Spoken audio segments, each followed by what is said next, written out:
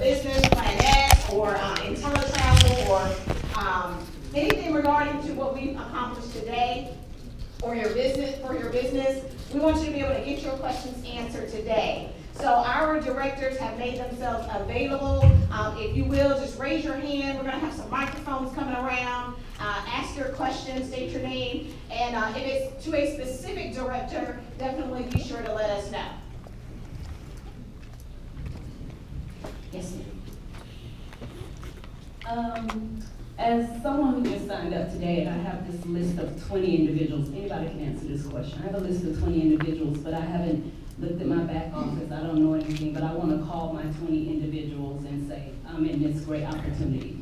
What do you suggest I start first? Do I just get to know all the information before I call these lists of 20 people, or should I say, Greg, because I went to Central with you, you're not leaving Charlotte today until we sit down and call all 20 of these individuals. That's exactly what you said. That's it. Yeah, that's right. You need a microphone with that. David. Greg. Go ahead, David. Okay. Yeah, obviously, very good question. Obviously I'll pass that to you, but just my personal opinion, what I tell my teams. First thing, do have a look at your business. You should be excited. You can't wait to explore it before you go and tell people. And that list is your income. That's the difference between you and your next door neighbor. Those are the people that you know, and you want to have a very powerful list. You want that list to be as big as possible, because that is going to really start your business. Say it like this. If I tell you right now, think in your head right now of all the people that you want to tell, you probably think, okay, I can think of 6, 7 people. Now you start speaking to them. The first 2 say, I haven't got time, haven't got money, I was one of those things, my sister did it, didn't work, and now you're like, oh crap, I've got no one else to tell. But if you had taken the time to write a list, maybe it takes you a few hours to write a list of 100, 200 people, now you have a bit of posture, because the first 4 people say, oh, I haven't got time, haven't got money, but you say, well, I've got 200 people left, so I'm not really going to cry and panic. Think of it like if I'm a millionaire and I'm jogging down the park and I drop $2 and it slips down the drain, I'm not really going to cry about it, I'll keep jogging. But if I've only got $7 to my name and I drop $2 down the drain, it's something worth looking around for. So you have a bit of posture when you have a big list, because now you can share your business when you do start telling them with confidence, because you don't need them to join, because if the first 5 say, I'm not interested, 95 or 125 more people to tell.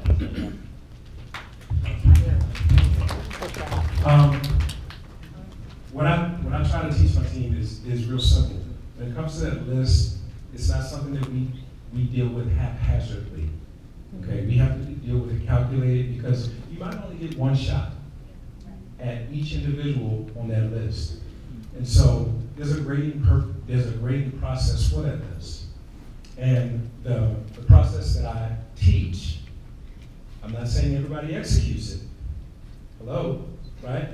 But the process that I teach is real simple. You make that list, you make it long, you make it strong, right? 4 categories. Those people that are coachable, teachable, and trainable. That's one check that I can put beside someone's name. Coachable, teachable, and trainable. The second category are those individuals who have influence. They're already business owners. They're already entrepreneurs.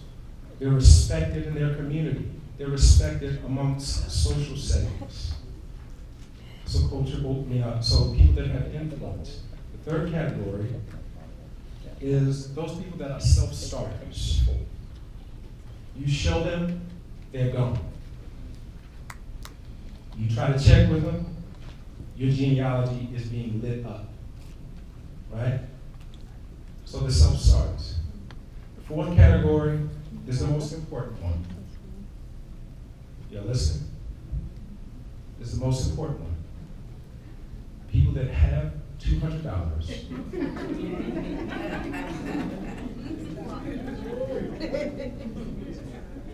to invest in themselves.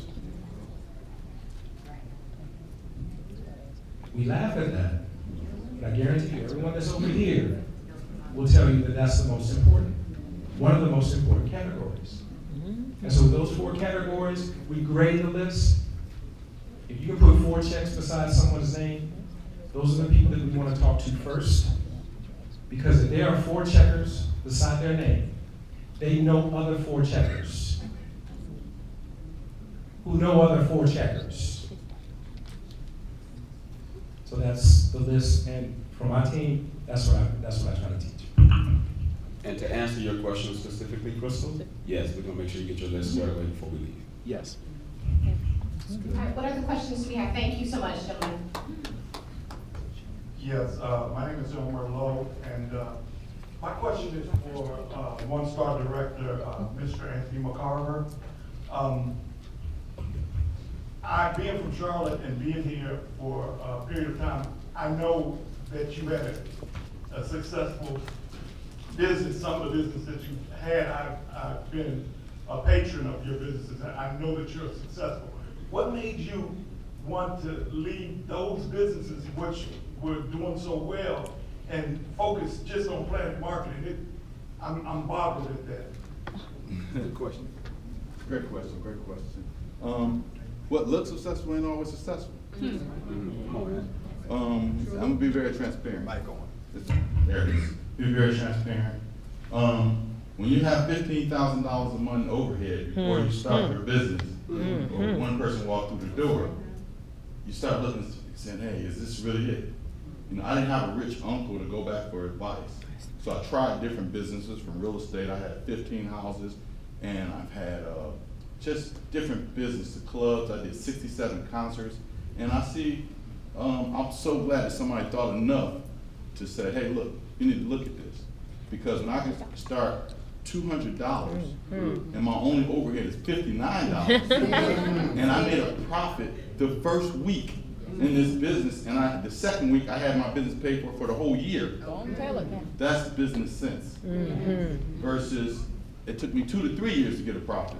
Not to get a profit, to get some money back. Get some money back, not to get a profit.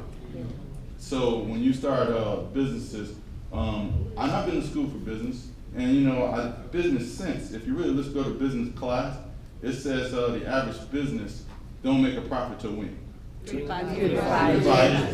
But it says the average restaurant, the average club, which is business I started, don't last the first 2 to 3 years. Right. So does that make sense? Right. But we all think we're gonna do something different. Yeah, that's right. We're gonna do something different. This business have allowed me to have time freedom.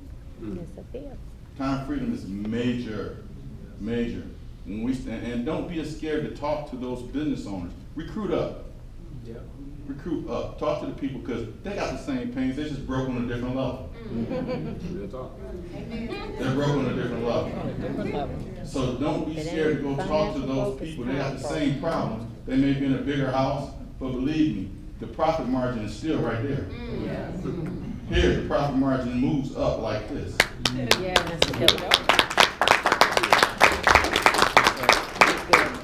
And believe me, I'll never not do this. People always ask me, well, how long you gonna try that? I said, first of all, there's no such try in my vocabulary.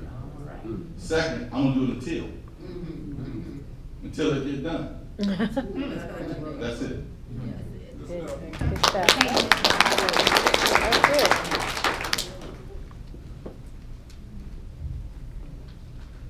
Good morning. First of all, thank you for all the information that was given to us today. For anyone on any of the directors, did you start out very slow in the business, and what became your aha moment? Don't be bashful, y'all.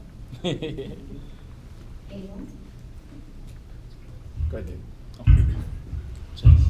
Yeah, just a quick one. Magic phrase we always say, success loves speed.